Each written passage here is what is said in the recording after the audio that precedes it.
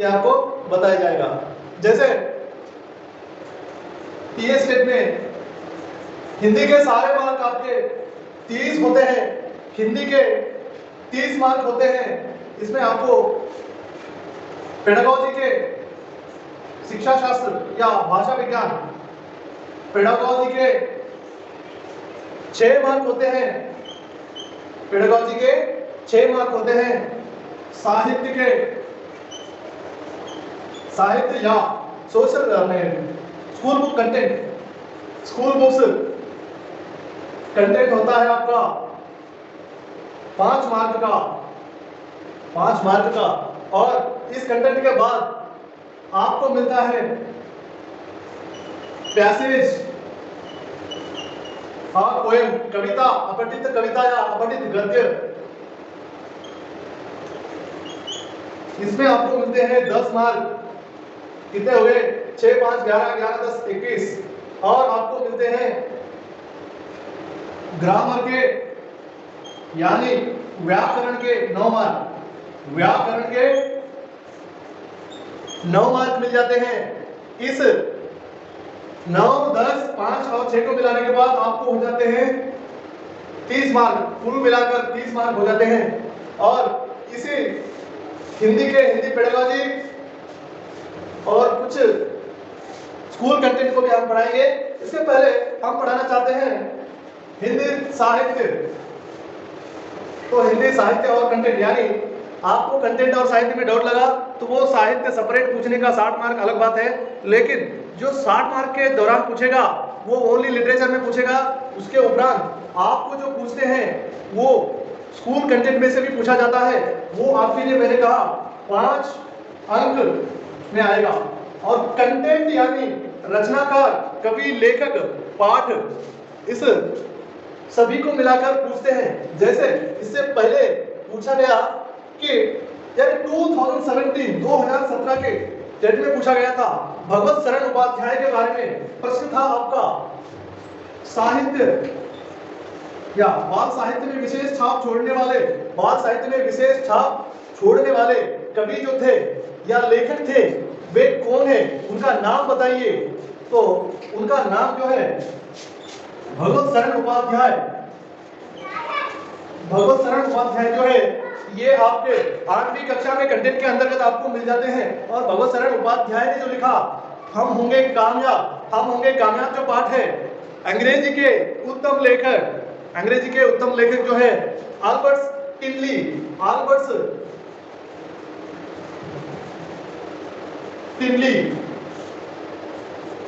इनकी कविता है, ये मूल कवि है।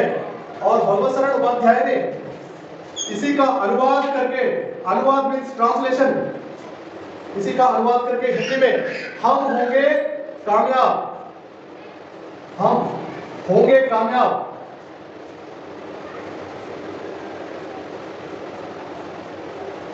कामयाब लिखा था। और ऐसे ऐसे क्वेश्चन पूछे जाते हैं। आगे हम आपको इसे हिंदी कंटेंट में पढ़ा देंगे। लेकिन हाल ही में हम आज पढ़ाने के लिए आए हैं हिंदी साहित्य में जो है, ठीक है, इसे बिठा देते हैं एक बार।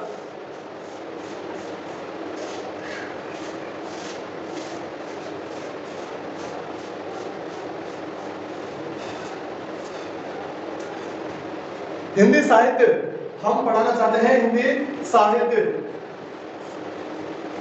सॉरी, हमारा बोर्ड आज के लिए ब्लैक बोर्ड है। हिंदी साहित्य जो है इसके विविध आयाम हम पढ़ाना चाहते हैं। हिंदी साहित्य में आपको पढ़ने को अनेक चीजें मिलती है, लेकिन हिंदी का विभाजन देखते हैं, काल विभाजन। तो हिंदी के साहित्य को 4 कालों में विभाजित किया गया है। जैसे पहला आदिकाल, दूसरा भक्तिकाल, आदिकाल, भक्तिकाल, तीसरा रीतिकाल, चौथा है आधुनिक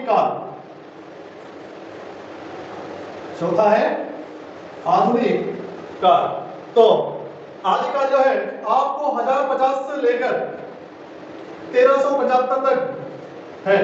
आदिकाल है आपका 1050 से लेकर 1375 तक, और भक्ति काल है आपका 1375 से 1700 तक। रीति काल है आपका 1700 ईस्वी से 1980 या 19वीं सदी, और आधुनिक काल है आपका 1900 से आज तक, 1900 से आज तक का भी आपका आधुनिक में ही आता है। तो हिंदी साहित्य में आदिकाल को देखते हैं। आदिकाल 1075 से, ठीक है, इसे बिठा देते हैं।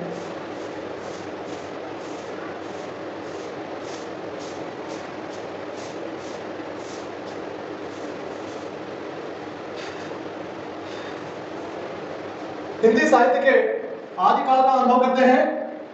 आदिकाल जो है, आदिकाल के कुछ प्रमुख कवि हैं जिनका नाम हम आपको सूत्रबद्ध करके याद कराएंगे।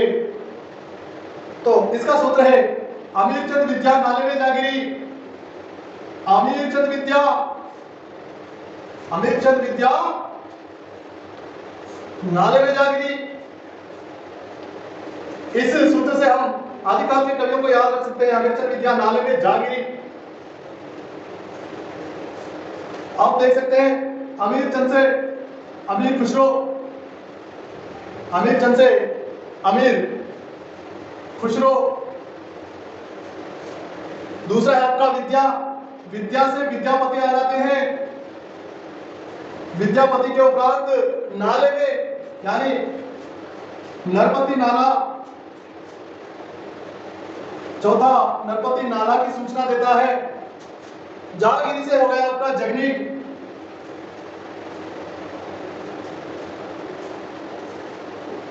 आप अमीरचंद विद्या नालेवे जागिरी, इस सूत्र से हम आदिकाल के कवियों को, प्रमुख कवियों को याद रख सकते हैं। और इसी अमीर खुसरो के बारे में देखा जाए तो अमीर खुसरो की प्रमुख रचनाएं हैं।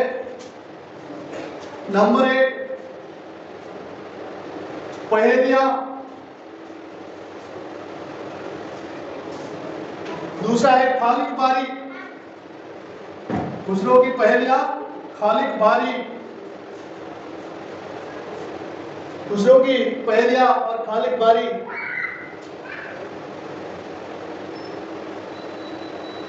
और इसी तरह आप कोड में भी याद रख सकते हैं। फिर मुकरिया,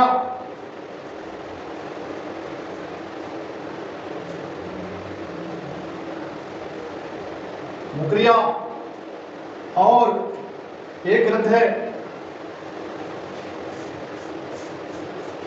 खैरा से कन्हैया या कुछ है, हम इसे आगे बताएंगे। अभी तो देखते हैं विद्यापति।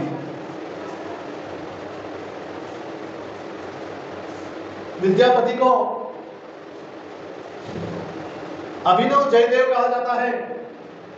ये मेन पॉइंट है, पूछा जाता है अभिनव जयदेव, जयदेव कवि कंठहार, कवि कंठहार, कवि कंठहार भी कहा जाता है। तो इस तरह देखें तो आदिकाल का साहित्य और भी है। जैसे अमीर खुसरो ने कुछ आविष्कार किए हैं, तबला, ढोल, सितार। ये कवि अमीर खुसरो जो थे, ये कवि, लेखक, कवि, लेखक और गायक थे। कवि भी थे, लेखक भी थे, गायक भी थे। गायक के साथ साथ वाइद्यक भी थे, जो डमरू, सितार, ढोल बजाते थे, तबला, तबला बजाने वाले वाइद्यक भी थे। यानी विगत परीक्षा में पूछा गया है, कवि, लेखक, गायक और वाइद्यक, इन कलाओं की जानकारी वाला, यानी ऐसी चार कलाओं की जानकारी वाला कवि, कलाकार, कवि किसे कहा जाता है? तो दोस्तों अमीर खुसरो को कहा जाता है। इस अमीर खुसरो की एक उपाधि है, उपाधि जो है इनकी उपाधि है तोता ए हिंद, तोता ए हिंद, तोता ए हिंद। अंग्रेजी में कहा जाता है voice of India, parrot of India. अंग्रेजी में भी इनको नाम दिया गया है द वॉइस ऑफ इंडिया। तो इस प्रकार अमीरचंद विद्या नाले में जा गिरी तो अमीरचंद हो गया। अभी कुछ लोग विद्यापति, विद्यापति की छोटी सी एक ही रचना पूछी जाती है। इस प्रकार हम छोटा सा परिचय दे रहे हैं, फिर एक एक करके हर एक के बारे में बताएंगे। आज हमारा डेमो साइज सोच लीजिए, आज सोचिए डेमो चल रहा है। और आगे की बात है विद्यापति अमीरचंद के बाद आपके आते हैं नाला सेन या नरपति नाला, नरपति नाला, नाला सेन नहीं, नरपति नाला। नरपति नाला जो है इनकी रचना बीसल देव रासो है, बीसल देव रासो। बीसल देव रासो नरपति नाला की एक रचना है जो प्रेम कथा है। और इसमें राजकुमारी राजमती और बीसल देव, राजा बीसल देव और राजमती की प्रेम कहानी है। इसके उपरांत इसी बीसल देव रासो में आपको 12 मासा पहली बार देखने को मिलता है। 12 मासा भारत में गाया जाने वाला एक प्रमुख काव्य है जिसे हम 12 मासा कहते हैं। वही 12 मासा इस बीसल देव रासो में आपको सबसे पहले देखने को मिलता है। और बीसल देव रासो को श्रृंगार परक ग्रंथ भी कहा गया है। बीसल देव रासो को श्रृंगार परक या श्रृंगार ग्रंथ भी कहा गया है। जैसे ये बीसल देव रासो है, ऐसे रासो ग्रंथ हमारे और कई ग्रंथ आते हैं, जैसे परमाल रासो इत्यादि, राम रासो, ऐसे अनेक ग्रंथ आते हैं। तो कुमार रासो, ऐसे ऐसे ग्रंथ आपको देखने को मिलते हैं। सो अब नाले में जागिरी से जगनीक, जगनीक को तो आप जानते होंगे। ये जगनीक जो है इन्होंने परमाल रासो लिखा है। परमाल रासो, ध्यान से सुनिए, परमाल रासो जो है जगनीक ने लिखा है। और इस परमाल रासो को जगनीक ने अपने एक दोस्त गन्नू भाट से स्वीकार किया है, जो गाथा थी, और उसी गाथा को काव्यबद्ध किया है इन्होंने। काव्यबद्ध या फिर लिपिबद्ध किया है इन्होंने, किया है, ये याद रखिए दोस्तों। परमाल रासो को काव्यबद्ध जगनीक ने किया है। और इसे गाने वाले प्रमुख व्यक्ति थे गन्नू भाट। गन्नू भाट इसे गाते थे, इसी को लिपिबद्ध किया है जगनीक ने। गन्नू भाट, भट्ट या भाट दोनों एक ही होती है। ये भाट शब्द जो है, भाट या भट्ट दोनों एक ही होते हैं। इस प्रकार हम आगे आपको बताने वाले हैं कि आदि काल में आपको क्या क्या रचनाएं, कैसी कैसी रचनाएं देखने को मिलती है। तो ऐसी साहित्यिक विधाओं को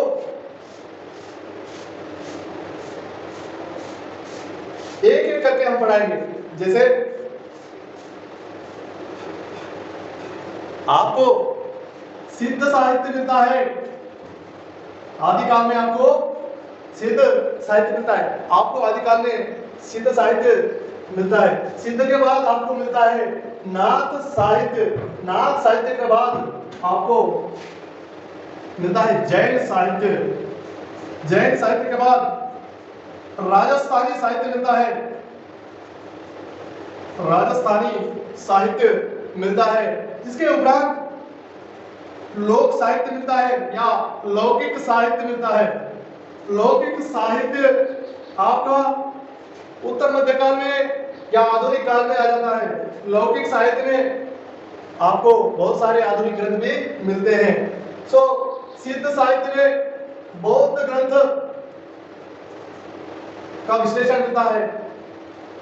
नाथ साहित्य में नवनाथों की रचनाएं मिलती है, जैसे आपके गोरखनाथ है, नवनाथों का साहित्य मिलता है। इसमें आपको जैनों की कथा मिलती है, जैन कवियों के ग्रंथ पढ़ने को मिलते हैं। इसके उपरांत राजस्थानी काव्यधारा, इसमें आपको रासो काव्य मिलते हैं, और रासो काव्यों में आपको परमार रासो, जगनीक रासो, कुमार रासो, राम रासो इत्यादि रासो ग्रंथ आपको मिल जाते हैं। लौकिक साहित्य की बात करें तो लौकिक साहित्य में आपको उत्तर मध्यकाल के ग्रंथ मिल जाते हैं। इस प्रकार हम आगे अनेक विविध साहित्य विधाओं को पढ़ाएंगे। ये आज हमारा डेमो समझिए। तदुपरांत आदिकाल की एक एक रचना को हम आपको पढ़ाएंगे। आप हो गया आपका सिद्ध साहित्य शुरू, तो यहाँ रोक देते हैं, आगे चलकर पढ़ाते हैं। सिद्ध साहित्य आपका बौद्ध ग्रंथों को लेकर आएगा। इसमें कल से शुरुआत करेंगे।